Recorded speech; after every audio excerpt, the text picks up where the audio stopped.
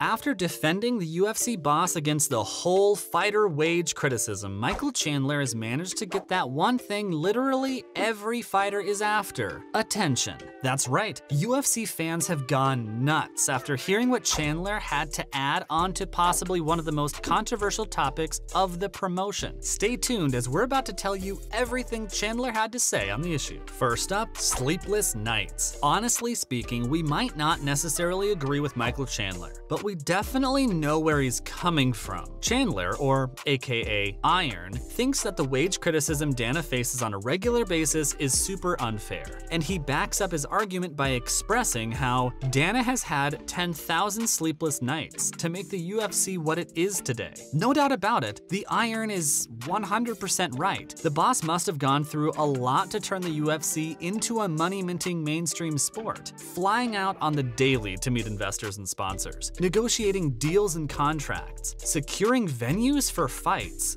Definitely not easy things to do, and fortunes aren't made out of thin air, you know. So if Dana and his prized possession are worth millions of dollars today, it's because of the immense sacrifices made by everyone in the promotion. Did you catch that? Everyone. Not just Dana White, not just the fighters, but everyone. But what Chandler had to say made it sound like it was a one-man show. That Dana is the only person running the UFC, and all fighters had to do was train and show up on the night of action. We get things might have been a little different in Bellator, but come on.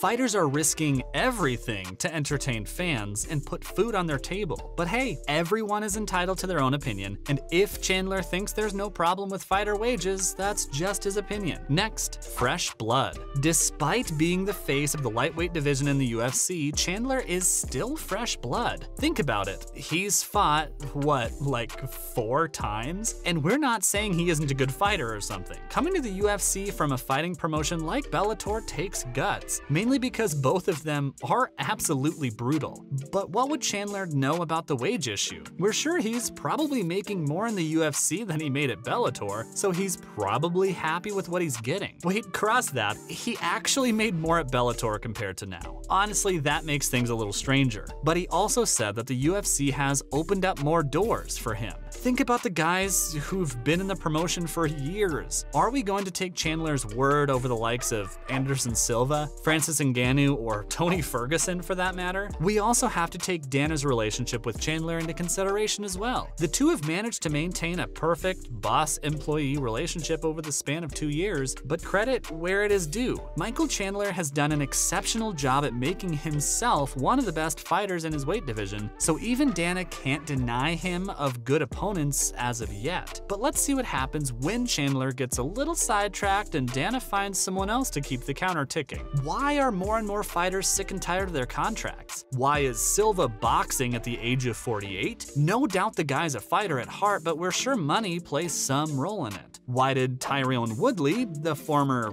welterweight champion of the world, fight Jake Paul in a boxing match? It's obvious, isn't it? We're a fan of Chandler, don't get us wrong, but this time around we don't think he should let his good relationship with the UFC cloud his judgment. The Iron also said something really interesting which helped us kind of connect the dots. See, the reason why he thinks there's nothing wrong with fighter wages is because he's been able to monetize himself. In simple words, the man knows how to make money, and some fighters are just naturally good at making money. Believe it or not, there's actually more money to be made outside the octagon than inside it. Take McGregor, for example. Of course, being the highest paid fighter in the promotion helps, but he's also done a lot of work outside the octagon. He was once the highest paid athlete in the entire world, crossing the likes of LeBron James and Lionel Messi. It's the same deal with Chandler. He talked about how he's been able to monetize things outside his fights. And even though we've had a really harsh stance toward Chandler in this video, we still think he made a lot of sense at some points. Like how he said that the only fighters complaining about their wages are the ones not doing enough. There's just so many opportunities to make money now. Fighters are getting roles in movies or setting up their own YouTube channels. Some of them have well-being and fitness programs. So it all just boils down to how much you are willing to hustle. Again, McGregor is the prime example of hustle outside the octagon. octagon. Despite being the highest paid fighter in the promotion, he still hustles like he has nothing outside the octagon, and we've never heard him complain about wages. So we're guessing you could say Chandler is sorted when it comes to his finances. Now in other UFC news, party pooper. Francis Ngannou is without a doubt one of the most intimidating men to ever walk this earth. His size, power, and aggression make him an absolute beast, and we'd think twice or even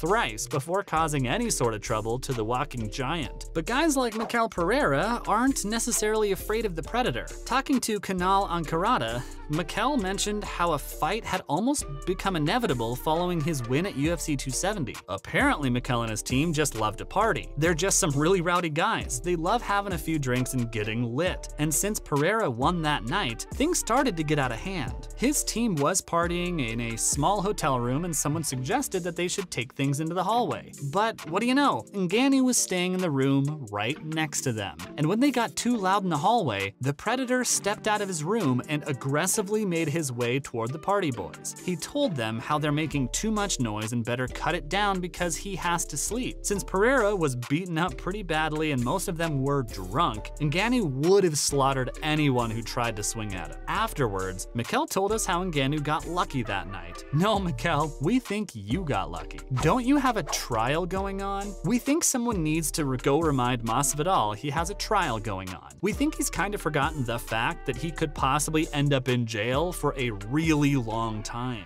And he still has enough guts to call out one of the most entertaining fighters the UFC has ever seen? Now that takes some confidence. Maybe he's trying to divert attention from the whole Covington incident by taking McGregor's name. Who knows? But it really doesn't help when you've lost 3 fights in a row trying to look all big and bad by calling out a fighter who broke a leg in his last match. This is expected from a guy like Masvidal. We have no idea why Dana offered him a contract, landing him a spot amongst the top 5 highest paid fighters in the UFC. What's even more alarming is that Dana is still quiet on the whole Miami brawl in which Masvidal might possibly be charged for battery. Frankly speaking, the UFC is a mess right now. There's just so much going on. Dana really needs to get a grip on the whole organization. Even if we were to put the wage issue aside for a second, it makes no sense why the UFC hasn't made an official statement on what Masvidal did to Covington outside a restaurant in Miami. Maybe if they had issued a statement, a guy under trial wouldn't be going around calling out fighters. Next, no comparison. The undefeated 29-0 Russian Khabib Nurmagomedov has finally broken the silence on the comparisons made between him and Charles Oliveira. And while Khabib is definitely impressed with the Brazilian, he still thinks Charles stands no chance against him. The Eagle argued how Charles goes down in almost every fight. While his 11-win streak is impressive, he's gone down in each and every one of them. And Khabib thinks that was an opportunity missed by most of his opponents. He does have a point though. Even Gaethje knocked him down in the first round of the fight, but his inability to finish cost him the match. Don't know though, it would have been a really good matchup. That's it from our side, folks. So what do you think? Is Chandler right about fighters not doing enough? Should fighters hustle more if they want to make more money? Let us know what you think in the comments below. Remember, don't forget to like this video and subscribe to our channel for more exciting videos in the future. Thanks for watching and see you next time.